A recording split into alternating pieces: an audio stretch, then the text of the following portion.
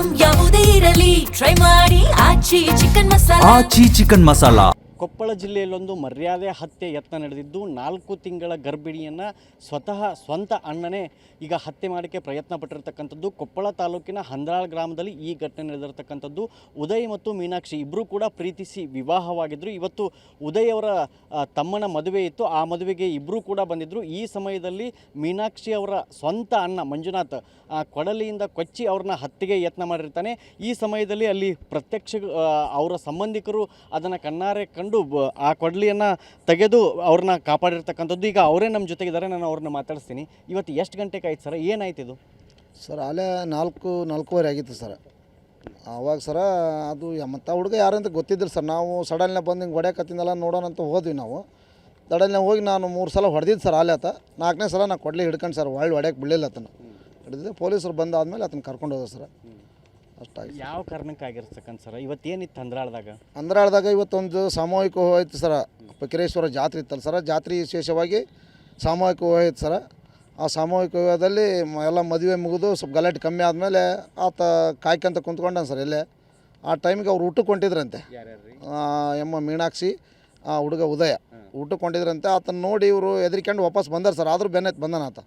ಬಂದು ಸೆಲ್ಯದ ಕೊಡ್ಲಿ ಮುಚ್ಕೊಂಬಂದು ಅಲ್ಲಿ ಬಂದು ಹೊಡೆದನು ಸರ್. ಈಗ ಉದಯ ಮೀನಾಕ್ಷಿ ಲವ್ ಮಾಡಿ ಮದುವೆ ಆಗಿದ್ರು ಅಂತ ಹೌದನ್ರಿ? ಹೌದು ಸರ್, ಹೌದು ಸರ್, ಲವ್ ಮಾಡಿ ಮದುವೆ ಆಗಿದ್ದೆ ಸರ್ ಅವರು. ಈಗ ಎಷ್ಟು ವರ್ಷದಿಂದ ಮದುವೆ ಆಗಿದ್ರು, ಯಾಕೆ ಹೊಡೆದಿದ್ರು? ಈಗ ಅವ್ರವ್ರ ಜಾತಿ ಏನು ಬೇರೆ ಬೇರೆ ಏನಾರು? ಹೌದು ಸರ್. ಆ ಹುಡುಗಿ ಕುರುಬರು ಹುಡುಗಿ ಸರ, ಹುಡುಗ ವಾಲ್ಮೀಕಿ. ಹಂಗಾಗಿ ಮತ್ತು ಅದು ವೈಷಮ್ಯ ಇತ್ತೇನು ಸರ.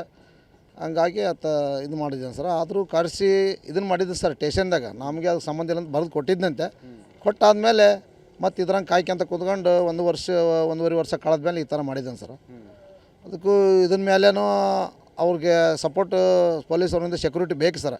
ಯಾಕಂದ್ರೆ ಇನ್ನು ಇಷ್ಟೊಂದು ಮೋಸ ಮಾಡಿ ಇಷ್ಟು ದಿನ ಬಿಟ್ಟು ಮರೆಬಿಟ್ಟು ಹೊಡೆದಾನಂದ್ರೆ ಇನ್ನೂ ಆ ಥರ ಮಾಡಿದ್ರೆ ಸಂದೇಹ ಇಲ್ಲ ಆತ.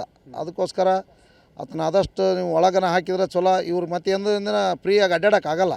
ಒಂದಿನ ಆ ಥರ ಕೆಲಸ ಮಾಡತ್ನ ಸರ್. ಒಳ್ಳೆ ಇಷ್ಟು ಮಾತು ಹೇಳಕ್ಕೆ ಇಷ್ಟ. ಯಾರು ಈಗ ಅಕಸ್ಮಾತ್ ಏನಾರ ಆದ್ರೆ ಯಾರು ಹೊಣೆ ಅಂತೀರಿ? ಆಗಲೇ ಒಂದು ಮಾತಂದ್ರೆ ಸರ್ ಹೇಳಿದ್ನ ಸರ್ ನಾನು. ಈ ಸದ್ಯ ಆತನ ಏನಾರು ಬೇಲ್ ಮ್ಯಾಗ ಬಿಡುಗಡೆ ಮಾಡಿದರೆ ಮುಂದೆ ಪೊಲೀಸ್ನವರ ಹೊಣೆಗಾರ ಅಂತ ಹೇಳಕ್ಕೆ ಇಷ್ಟಪಡ್ತೀನಿ ನಾನು. ಯಾಕಂದ್ರೆ ಇಷ್ಟೆಲ್ಲ ಆದಮೇಲೂ ಮತ್ತೆ ಆತನ ಬಿಟ್ಟನಪ್ಪ ಅಂದ್ರೆ ನೆಕ್ಸ್ಟ್ ಮತ್ತೆ ಕೊಲೆ ಮಾಡೋಕ್ಕೆ ಅವಕಾಶ ಕೊಟ್ಟಂಗಲ್ಲ ಸರ್.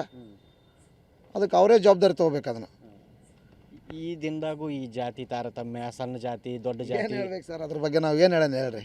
ಅವೆಲ್ಲ ವಿಚಾರ ಮಾಡಿದರೆ ಆ ಥರ ಏನು ಜಾತಿದೆ ನಿಂದು ಮಾಡೋಂಥ ಅವಶ್ಯಕತೆ ಇಲ್ಲ. ಯಾಕಂದ್ರೆ ಅವರು ಇಷ್ಟಪಟ್ಟಿರ್ತಾರೆ.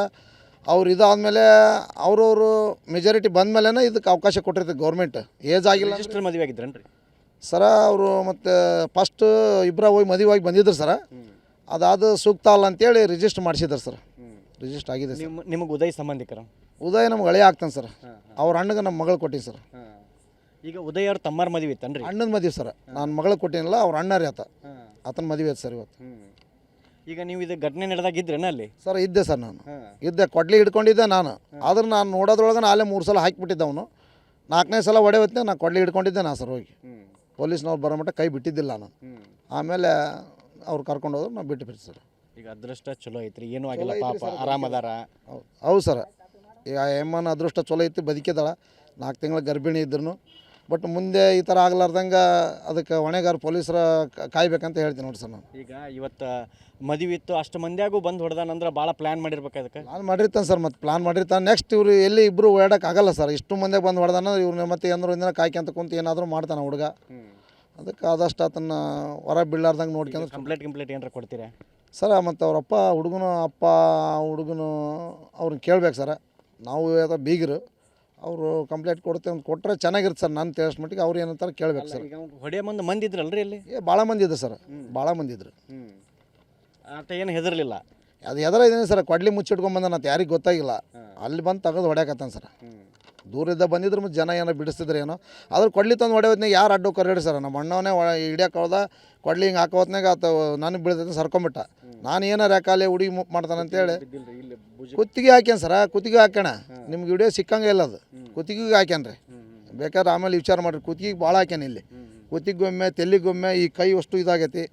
3 ಅಂತೇಳಿ ಹೊಡೆದಾನೆ ಸರ್. 4ನೇ ಸಲ ಹೊಡೆಯೋ ಟೈಮ್ ಕರೆಕ್ಟ್ ಹಿಡಿದಿ ನಾನು. 3 ಸಲ ಹಾಕ್ಯಾನ್ರಿ. ಈಗ ಉದಯ ಅವರು ಇಬ್ಬರು ಕೂಡ ಬೆಂಗಳೂರಾಗಿದ್ದಂತ ಹೌದನ್ರಿ? ಹೌದು ಸರ್, ಬೆಂಗಳೂರಾಗಿದ್ದರು ಅವರು. ಆ ಹುಡುಗ ಒಂದು ಕಂಪ್ನ್ಯಾಗ ಹೋಗ್ತಾನೆ ರೀ.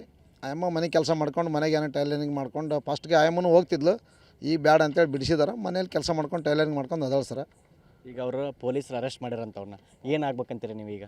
ಸರ್ ಹೇಳ್ತೀನಲ್ಲ ರೀ, ಅದಕ್ಕೆ ನಾನ್ ಬೇಲ್ ಅರೆಸ್ಟ್ ಆದ್ರೆ ಓಕೆ, ಅದು ಮತ್ತೇನಾದ್ರೆ ಅದನ್ನ ಹೊರಗೆ ಬಿಟ್ಟು ಹಾಕಿದ್ರೆ ಬೇಲ ಸಿಗಬಾರ್ದು. ಹಂಗಾದ್ರೆ ಇವ್ರು ಸೇಫ್ ಇರ್ತಾರಂತ ನಾ ಹೇಳ್ತೀನಿ ರೀ. ಮತ್ತೆ ಬಿಟ್ಟರೆ ಮತ್ತೆ ಐತ ಮೋಸ ಇನ್ನೊಂದಿನ ಮಾಡೋದ್ನೇ ಆಯ್ತಾ. ಸ್ವಂತ ಅನ್ನಲ್ರಿ, ಸ್ವಂತ ಅಣ್ಣ ರೀ. ಮತ್ತು ಸ್ವಂತ ಅಣ್ಣ ಅಂದಮೇಲೆ ಏನು ಮಾಡೋಕ್ಕಾಗುತ್ತೆ ಹೇಳ್ರಿ. ವಿಶೇಷವಾಗಿ ಹೋಗ್ಯತನಿಂದ ಆಗೋತ್ತು ಬಿಟ್ಟು ಬಿಡೋಕೆ ನಮ್ಮ ಪಾಲಿಸ್ ಸತ್ತಾಳಂತ ಕಡ್ದ್ರೆ ಇದಕ್ಕೆ ಏನು ಬರ್ತೈತೆ ಹೇಳ್ರಿ. ನಾಳೆ ಈತ ಇವ್ರು ನೋಡಿತಾನ, ನಾಳೆ ಅವ್ರು ಯಾರೋ ದೋಷ ಇಟ್ಟಂದು ಅವ್ರು ಹೊಡ್ಕಂತ ಹೋದ್ರೆ ಇದಕ್ಕೆ ಯಾರು ಹೊಣೆಗಾರ ಇರ್ತಾರೆ ಹೇಳ್ರಿ. ಇನ್ನೂ ಇವ್ರಿಗೆ ಭಯ ಐತೆ ಹಂಗಾರೆ ಮನೆಯವ್ರಿಗೆ? ಐತ್ರಿ, ಇವ್ರು ಯಾರೋ ಆ ಥರ ಗುದ್ದಾಣ ಮಂದಿಲ್ಲ.